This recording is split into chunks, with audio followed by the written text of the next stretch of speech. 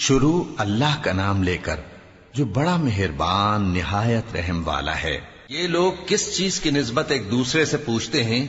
کیا اس بڑی خبر کی نسبت جس میں یہ اختلاف کر رہے ہیں؟ دیکھو یہ عنقریب جان لیں گے، پھر دیکھو یہ عنقریب جان لیں گے۔ کیا ہم نے زمین کو بچھونا نہیں بنایا اور پہاڑوں کو اس کی میخیں نہیں ٹھہرایا؟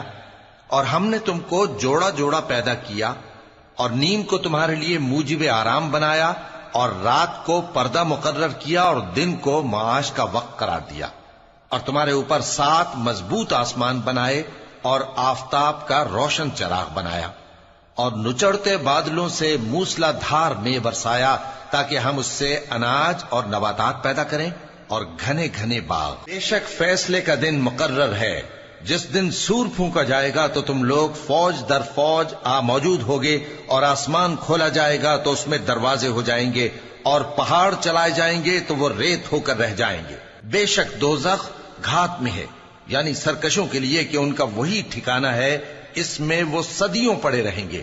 وہاں نہ ٹھنڈک کا مزہ چکھیں گے، نہ کچھ پینا نصیب ہوگا مگر کھولتا پانی اور بدبودار پیپ۔ یہ بدلہ ہے ان کے اعمال کے موافق۔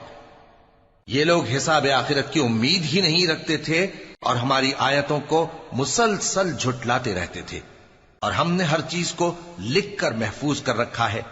سو اب مزہ چکھو، ہم تم پر عذاب ہی بڑھاتے جائیں گے۔ بے شک پرہیزگاروں کے لیے کامیابی کا گھر ہے، یعنی باغ اور انگور اور ہم عمر بھرپور جوان عورتیں اور شراب کے چھلکتے ہوئے جام۔ وہاں وہ نہ بیہودہ بات سنیں گے نہ جھٹلانے کی باتیں۔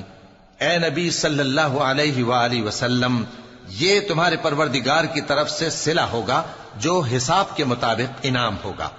وہ پروردگار کہ جو کچھ آسمانوں اور زمین میں اور جو ان دونوں کے درمیان ہے سب کا مالک ہے، بڑا مہربان ہے، کسی کو اس سے بات کرنے کا یارہ نہ ہوگا۔ جس دن جبریل امین اور دوسرے فرشتے صف باندھ کر کھڑے ہوں گے تو کوئی بول نہ سکے گا مگر جس کو رحمان اجازت بخشے اور وہ بات بھی درست ہی کہے۔